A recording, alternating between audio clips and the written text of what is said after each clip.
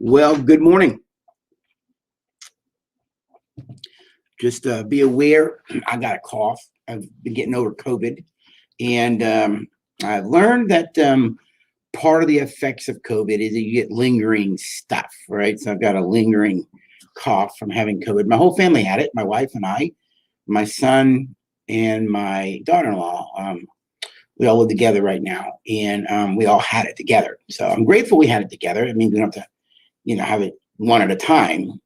But yesterday I shared on a live what I learned from that month of all of us being down and sick, and the things that I've learned about relationships, about love, about family, when everybody's struggling, and how we struggle together, Okay, so now we're going to talk about 7 personality traits that will hinder your ability to have a loving, healthy, caring marriage or relationship with anybody. But we're really here talking about marriage in particular. These traits, we all may have them on some level. All right, everybody has a personality style. A lot of people, by the way, love personality tests. All right. You got the DISC test, you got the Gary Smalling, John Trent had the 4 animals, you got the color code. For whatever reasons, the Christian community has picked up the Enneagram now, and it's running rampant with the Enneagram. Everybody's spouting off their Enneagram number, and I'm not here to put down any of those things. Those are nice, and people really enjoy those. However, research does show that personality style, your certain personality traits, personality style has 0 predictor for success in marriage. 0 predictor for success in marriage. All right. However, there are personality traits that, if they are left unchecked, can harm a marriage. That's more than are you using Gary Small? Are you a lion or an otter? That's a lot more than that, because these traits all of us have on some level, because they're human traits. Mature people have learned to regulate their negative traits. Immature people have not learned to regulate their negative traits. All right. So we're going to talk about 7 of these that, left unchecked, will not just hurt you, but it will hurt your spouse and your marriage. Again, please forgive the cough.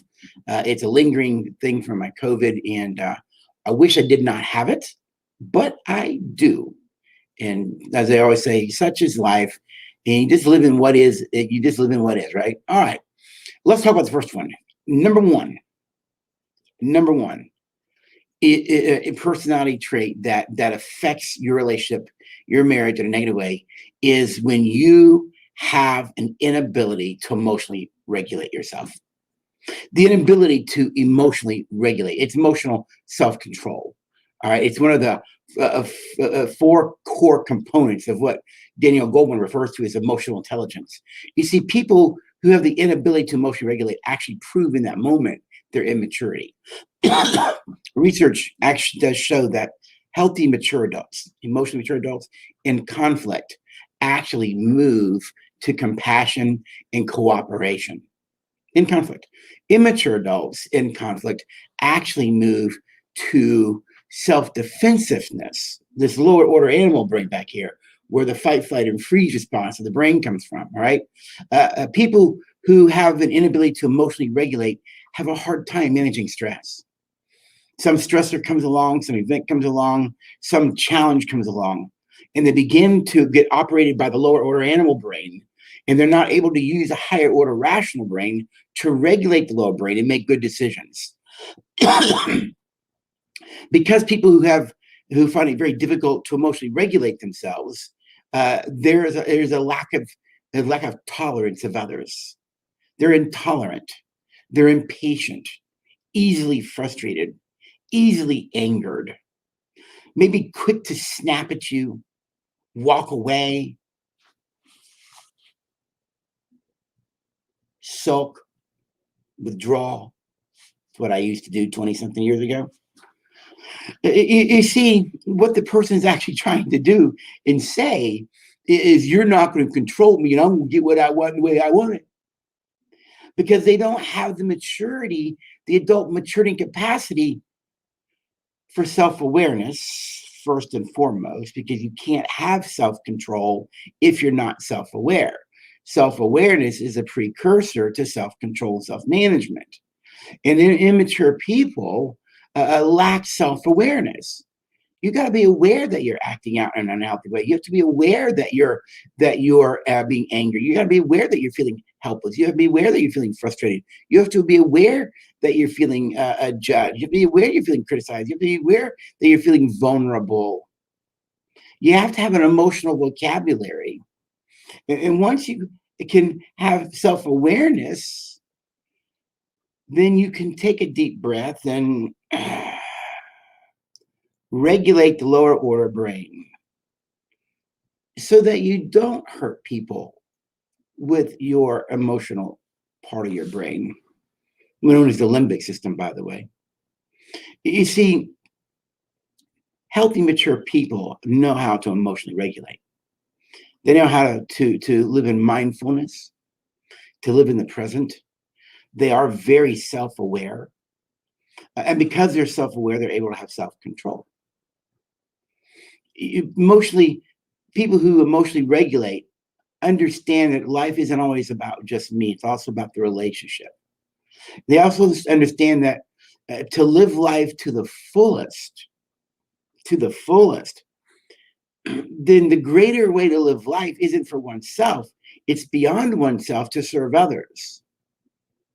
Great marriages are people who serve the marriage, not themselves. That's why they don't let issues that are unresolvable in relationships destroy the us, what we call the us, the power of us. Us wins, you both win. Us lose, you both lose. But people who have an inability to emotionally self-regulate, who lack self-control because they lack self-awareness, they actually hurt people along the way. Because all of this is that lower order animal brain acting itself out. So the first trait that will harm your relationship is your inability to emotionally regulate. Now, secondly, the second trait left unchecked that will harm a marriage is personalizing. Personalizing. You see, personalizing is when, because you have the inability to emotionally regulate, your brain then sees everything as a threat against itself. So the brain takes everything personal. Luella did that because it was, well, she doesn't like me because of, or he did that because he's mad about. It's all about personalizing. Whenever you live a life of personalizing, taking things personal, that means you don't have the ability to live objectively. Everything is done through a subjective lens. And the danger of that, my friends, is that subjective lens is your subjective lens. It's your subjective lens. And so when people personalize, they're actually uncertain about themselves. They're not even confident in who they are. You know, that old idea that you can't love others until you love yourself is actually true. But people who take things personal lack self-love. They lack self-respect. They lack self-esteem. They lack self-confidence. And because they're so uncertain about themselves, they're going to take things personal. But once your brain starts to personalize something, what it inherently does then, it makes everybody else the enemy. It's just automatic. Once this over here, this thing was done out here, it's really about me, then everyone else is the enemy. And the really downside of that is I become the victim. I become the victim. So now it's about me. No wonder self-esteem and self-respect and belief in oneself and ability starts to go away and be damaged. All right. And this personalizing over time leads to a sadness. It can lead to a hopelessness. It can lead to a despair about your relationship, about yourself, about your partner. Why? Because whenever we start to take things personal, When we start to take things personal, we have the inability to be objective. And life isn't always about the narratives that our brain creates about the world. You see, the brain is a meaning-making machine, folks. It attaches meaning to everything. And that's not good or bad. It's just the way the brain works. I mean, it's supposed to work that way, right? But the thing is, though, when our brain is attaching meaning to everything, what the brain doesn't do, it doesn't question the validity of the assumptions, the narratives that the brain is creating about what's happening out here in life and time. You just impose it. That's what the brain does. It just imposes it. And in that inability to be objective, your brain may say, well, you don't love me, but objectively they might love you, but your brain can't see. Why? Because your brain just takes everything personal. And therein lies a lot of the greater problem in these relationships, is that in our inability to be objective, living a life of subjectivity, then everything gets filtered through your blinders. You know, horses are blinders, right? And the blinders become the problem themselves. And the problem is with personalizing, it actually creates division. It doesn't create anything healthy or good or loving or caring. Why? Because it lacks the ability to see life clearly. You know, in healthy relationships, mature people, when they recognize their brain's personalizing something, they're able to take that deep breath. The deep breath. Why the deep breath? I'll tell you why. It regulates the heart. Whenever you get triggered in a fight, flight, or freeze, the heart starts to race. You can control and slow your heart rate down by breathing. Breathing then will move you out of the lower order brain to re-access the higher order rational mind, so you can think objectively. Is what my brain telling me right now in this moment, is it true? Then I can move to vulnerability and ask, well, do you love me? Or is this what you're really saying? This is what my brain is hearing. You see, you can begin to have those kinds of conversations, but you have to do it from the higher order brain without being personalizing, living in objectivity, living in what I call what else might be possible. There's a possibility, there's another meaning here. All right. Now, excuse me. The third trait left unchecked, personality trait left unchecked. The third personality trait left unchecked that will hurt your marriage is this. It's a lack of ability to focus and a lack of ability to be achievement oriented. You got it. You lack ability to focus and you lack ability to be achievement oriented. People who lack the ability to focus, they're always distracted. They're always distracted. We're not talking stuff like ADHD, because there are people who don't have those kinds of things, who don't have ability to focus. Why? Because they don't emotionally regulate. You notice the thing about emotional regulation keeps coming out. Have you noticed that? Be aware of that. And to be achievement oriented. When you're the kind of person that lacks ability to focus or to be achievement oriented, you're going to lack motivation. What is the motivation that I live by to live for us? Because I don't want to live in divorce or brokenness or craziness. I grew up in it. And because I want to be able to focus and achieve, I want to make sure that when Luell and I are in a conflict, that at the end of the conflict, us is still intact, that we are still we, that we're not just two individuals that have lost that love and feeling, as the righteous brothers sing. You see, when you lack the ability to focus or achieve, you're easily distracted. You lack self-direction. You see, you lack the ability to make choices about where you want to go and how you want to get there. And you'll find long-term that people who tend to lack the ability to achieve and focus and create something that they want for themselves, they tend to give up over time. They fear failure, but they'll self-sabotage. Why? Because if I can self-sabotage, then I didn't really fail. I can blame it on something else. because there's always that fear of failure, a fear that they'll never be good enough, a fear that they can't have the marriage that they want, a fear that they'll never be loved, a fear that they'll never be accepted. Thus, they don't try, they give up, they quit, they just exist in the relationship. But you'll actually find that same pattern in other aspects of their life. Again, we're talking about personality traits that are left unchecked that have damaged your relationship. Now, I would argue on some level I was that way early on in our marriage, mainly because I was so deeply insecure and I didn't have a healthy sense of self and I didn't believe in myself. And I had to come to that realization that I am good enough, I am lovable, and those things. I believe that to be true today. Because of that, also, I became achievement oriented.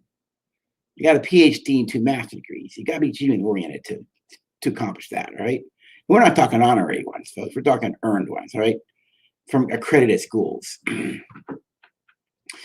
I began to realize, though, not just from an academic standpoint, I needed to be achievement oriented in personal development. To get that, I needed to be achievement oriented in personal development. I needed to be a healthy, mature adult. I needed to be a guy who could love maturely. I needed a guy who can handle conflict with goodwill and respect. I needed to be a person that even in conflict, excuse me, I needed to be a person that even in conflict, I could still be caring. But in order to live a life of goodwill, respect, and empathy, I had to become humble. There was no place for pride in those three traits. And so I began to do the work to live the best I could, not perfectly, but maturely, a life of humility. And I quit worrying about things I couldn't control. Serenity prayer.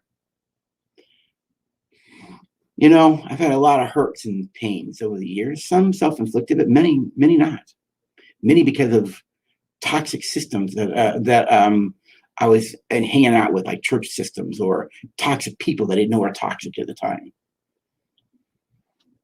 But as I began to grow and mature within myself, to become that mature person who has accomplished and established the 4 competencies of emotional intelligence, you know what I realized?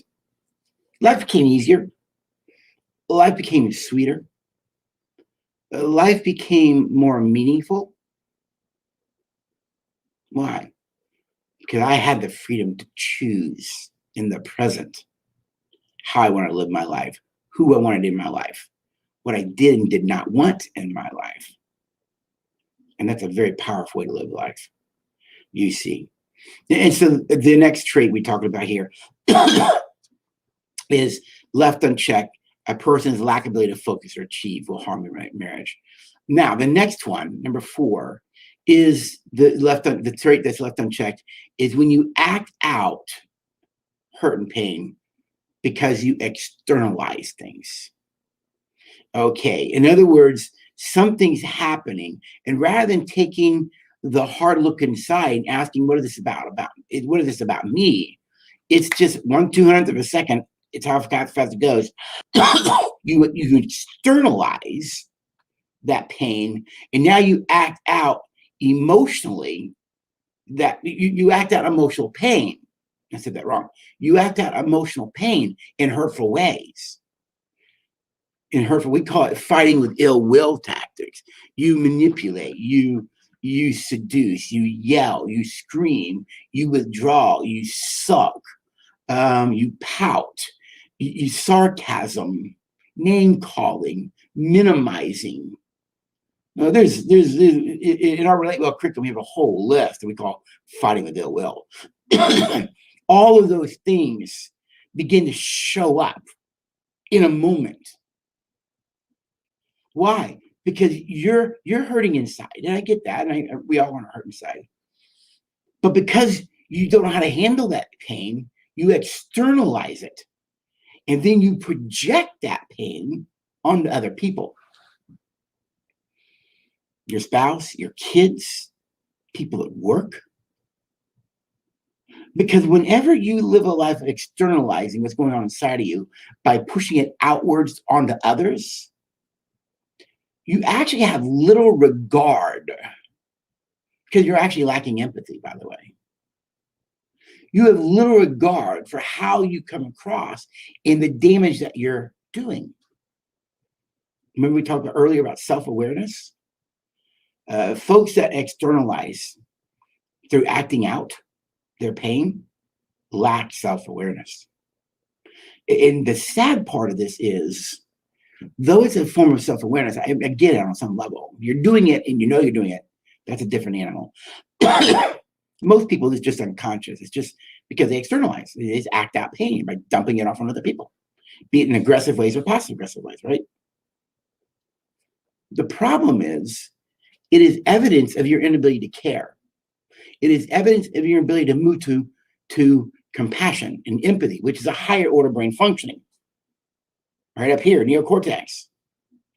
It's the regulator for the lower order brain. And so whenever you act out and hurt people along the way, because you're hurting inside, you're damaging other people. And here's the other piece of it. You're actually betraying your own self. You're betraying your own humanity. You're betraying you're betraying you. Because whenever you act out by externalizing your pain onto others through whatever acting out behavior you do, you understand that you're not just harming your spouse and your marriage, the idea of us. You're actually betraying yourself. Healthy, mature adults don't act that way. They take the deep breath and they move to goodwill and respect.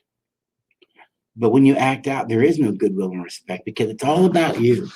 And when you do that, you hurt yourself. You harm you. Your self-esteem continues to whittle away. Your self-respect whittles away. Over time, self-hatred may show up. You know, healthy, loving, mature people with good personalities are able to self-regulate that negative lower order brain that moves it to the fight or flight response. And because they care about themselves and who they are, because they value being a person of goodwill and respect and humility and empathy, that's the 4 words we submit people should live by, they'll treat you in a very different way. So the 4th one is people act out by externalizing. Now, the next trait that will damage your marriage, is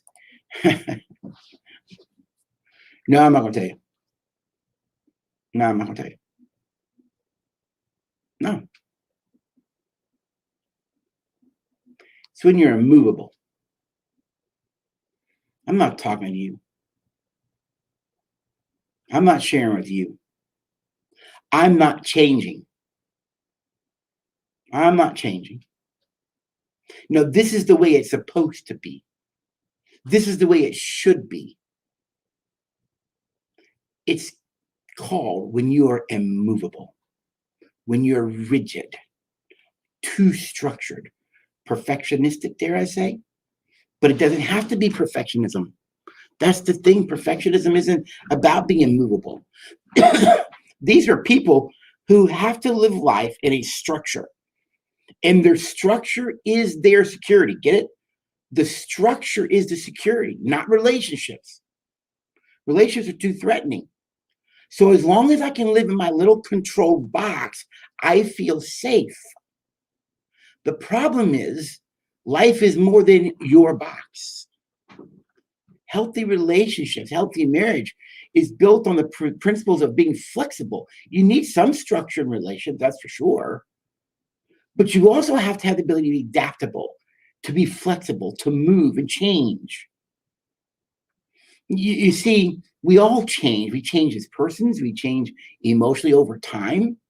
We change in different ways.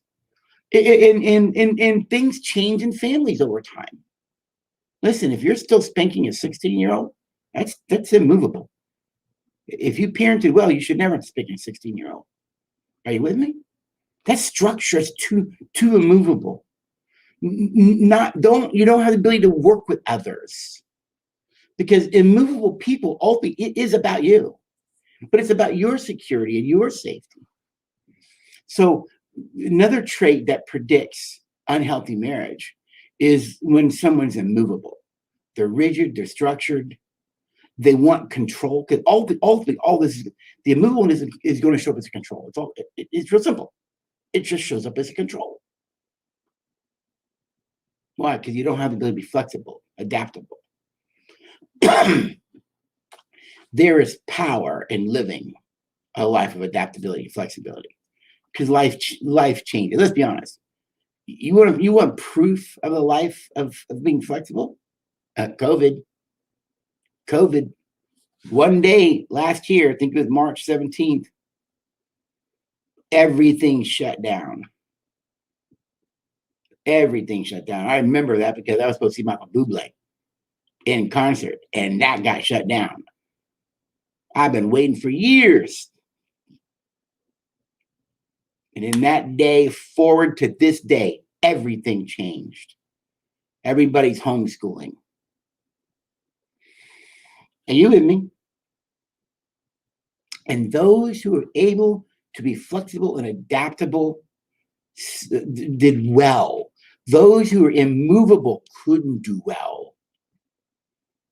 That's why a lot of marriages were also hurt, because now you're around each other 24/7 every day. Did you move to flexibility? Did you become adaptable to each other? Or did you stay in the immovable, structured way of the dysfunction before?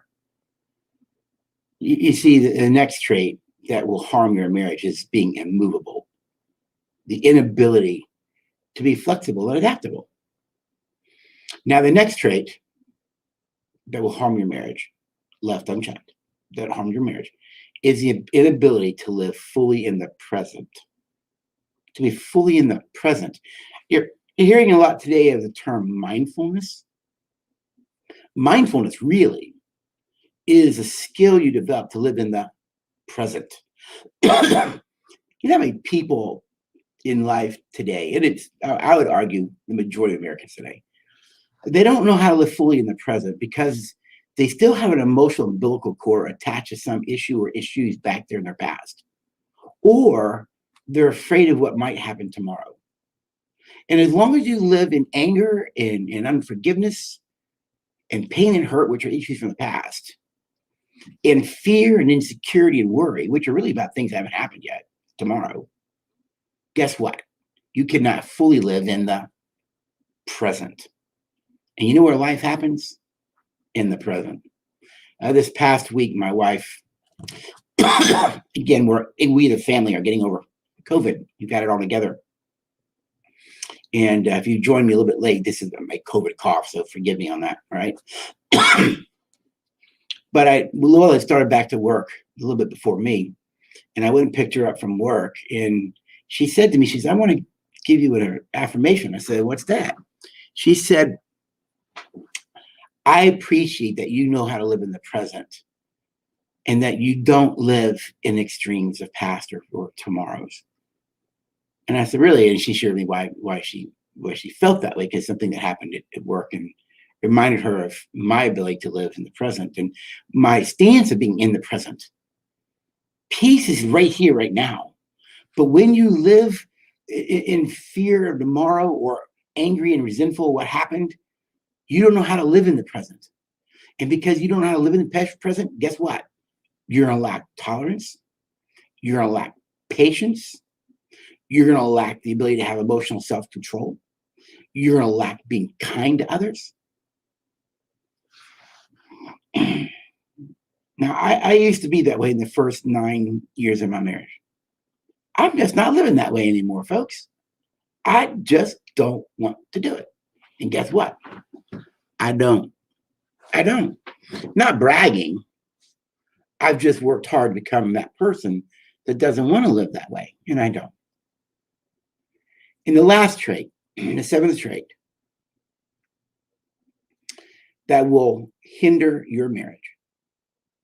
And dare I say, I think this is the one that probably is the worst of all of them. at least in my opinion, is apathy and indifference. When you are the kind of person that's indifferent to other people, indifferent to their thoughts, indifferent to their pain, you lack empathy and compassion, ultimately, it comes down to one word. I don't care. It's that word care. When you are a person that lives a life that keeps sending the message, I don't care. I don't care how you think. I don't care how you feel. I don't care your perspective. I don't care what I did to you. I don't care the effects of what I did to you. Get over it. Suck it up. Move on. Just pray about it. You understand the worst message you can send to any relationship is the message, I don't care. But when you send that message enough, and that person finally figures out you don't care, you have a problem. And people will walk out of your life. I was working with a guy here not too long ago, and his wife was divorcing him. He's all bothered by that. And he's in here complaining that she's divorcing me. And I said, she's not divorcing you. She said, yes, he is. Yes, she is. I said, no, she's not. She filed a divorce. I said, well, legally, she's divorcing. That's what it's called legally. But in reality, she's not divorcing you. And he looked at me with a puzzle. And I said, look, here's my problem. You've admitted you treated your wife like crap for 20-something years, right? Well, yeah. Don't you understand she's figured out you don't care about her? You can see it's a wheels turning in his head, right? I go, your wife is now convinced you don't care. So she's not divorcing you. She's releasing you. You earned your divorce because you convinced her you don't care. I always find it very disingenuous when someone treats somebody on a long term, in a very indifferent, apathetic, uncaring way. And when that person walks out of their life, they're bothered by that. I go, why would you be bothered by that? It doesn't make sense to me. You should be rejoicing because you sent the message, I don't care about them. The fact they're leaving you should make you rejoice more. I think you get the picture. These traits, we're going to run through them as we wrap up. These traits, left unchecked, will hinder your marriage. What are they? In review, the inability to emotionally self-regulate. You've got to be able to be angry and not hurt people at the same time. Whenever you personalize things, taking things personal. Number three, the lack of ability to focus and be achievement oriented. Number 4 is when you externalize your internal pain and you act it out on others and you don't ever keep that in check. Number 5 is when you're immovable, being too rigid and structured, no flexibility. Number 6 is your inability to live fully in the present. And that's an emotional presence. And lastly, indifference and apathy. And when you live a life by these 7 traits, you'll damage your relationship. Now, here's the neat thing. In our Relate Well program, everything we teach goes against those things. It helps you to make sure those 7 traits don't show up in your marriage. We teach you what to do different. This is Dr. Rick. Have yourself a great, great day.